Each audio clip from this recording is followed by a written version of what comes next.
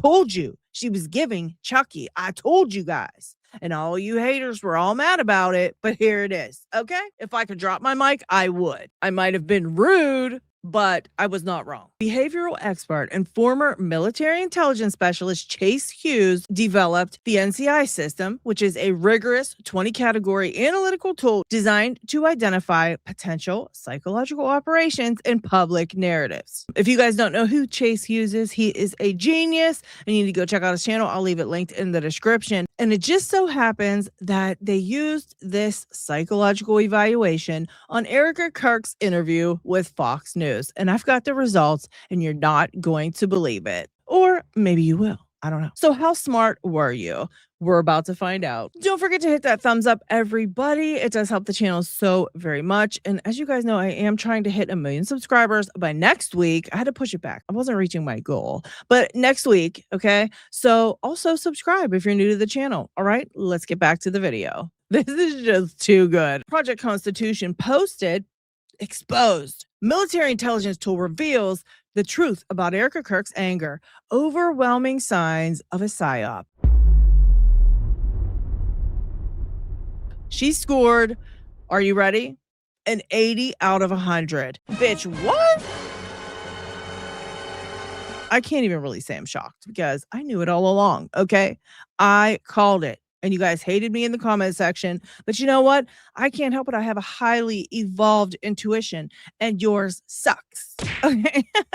It's not my fault you didn't notice. A new analysis of the widely circulated Fox News interview with Erica Kirk, in which she firmly dismisses speculation and conspiracy theories about her husband's death, has revealed significant concerns regarding the narrative surrounding Charlie Kirk's assassination. That interview was evaluated using the NCI engineered reality scoring system version 8.3, developed by behavioral expert and former military intelligence specialist Chase Hughes.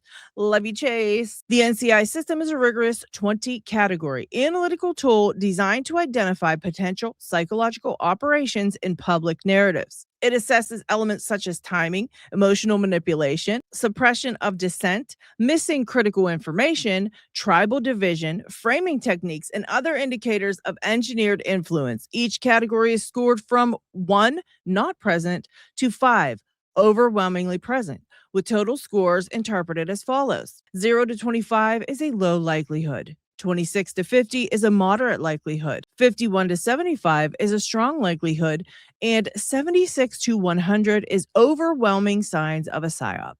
Can't get by when you are tested by Chase Hughes. Sorry, not sorry. The interview received a total score of 80 out of 100, placing it firmly in the overwhelming signs range. Particularly high scores were recorded in emotional manipulation, leveraging grief to discourage scrutiny, tribal division, framing questions as disloyal to the conservative cause, missing information, omitting discussion of security failures and documented inconsistencies, suppression of dissent, characterizing legitimate inquiries as harmful or exploitative, framing techniques, positioning the grieving widow against purportedly intensive theorists. This elevated score does not conclusively prove intentional deception or a cover-up, but it strongly indicates that the presentation may have been carefully engineered, potentially to deflect legitimate questions, protect institutional interests, and consolidate narrative control following the tragedy. Critical thinking remains essential. Healthy skepticism and demand for transparency are not betrayal. They are the foundation of truth-seeking. Share if you believe in pursuing facts over controlled narratives. And you know what, guys? We are sharing because I do believe in pursuing facts over controlled narratives. Major props to SC Facts Only, who performed this evaluation. Be sure to give them a follow. I love it because I really love Chase Hughes, okay? He's a genius. So I can't even really get mad at people for believing this kind of stuff. I honestly feel like you really have to be one step away from it, because if you're in it, I don't think you see clearly. Charlie didn't care what skin color you were. He didn't care what religion you were. He loved excellence. Am I the only one that catches this stuff? Somebody else out there had to have caught that, right? She's like, he loved excellence. Look at all this. Another flyer survey that we took earlier also found that 1/3 of surveyed students believe that using violence to stop disfavored speech can be acceptable, at least in rare cases. What's your response to those numbers? And what would you say to those students in particular? Well, for the people who say that my husband might have incited violence, I know that was not your question, but I'm going to put a squash on it before anyone else can attach to that. My husband never incited violence. He never once said, go after them because they're saying XYZ and they deserve to die. My husband never once said that, and he never would. What did he say? Come to the front of the line. I'll put my mic down. Tell me why you believe that. That's interesting. I never thought of that. But have you thought of this? People heckling, laughing at them. Stop. It took a lot of courage for them to come up here. Stop doing that. He gave them a microphone. He didn't take away a moment for them to speak back. He gave them a microphone. And what they do, they gave him a bullet in the neck. Totally different. I have to interrupt because what the is she talking about? Typical politician, he asks one question and she answers something else. What the is she talking? And then she goes right back to, he took a bullet to the neck. Like, when they ask her a question, she just answers however she wants. She has one message to get across. It's poor me, poor TPUSA. Please ignore everything you see that's wrong because I am so upset because my husband was assassinated.